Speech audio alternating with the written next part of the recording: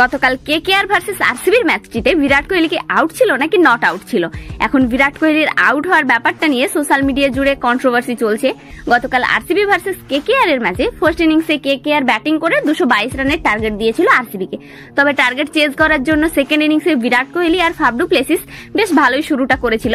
Bowling করছিল হর্ষিত রানা, আর হর্ষিত রানার একটি no ball বিরাট কোহলির ব্যাটে লেগে আউট হয়ে যায়। তবে তোমরা একটু এই ছবিটা দেখো, যে দেখে মনে হচ্ছে বলটা কতটা হাইটে ছিল। তবে আইপিএল এর রুলস অনুযায়ী কোনো প্লেয়ার যদি দাগের ভেতরে থাকে আর বল যদি তার কোমরের ওপর দিয়ে যায় সেটা কিন্তু নো বল হবে। আর আইপিএল এর রুলস অনুযায়ী কোনো প্লেয়ার যদি দাগের বাইরে থাকে আর বল যদি তার কোমরের ওপর দিয়ে যায় সেটা কিন্তু নো বল হবে না।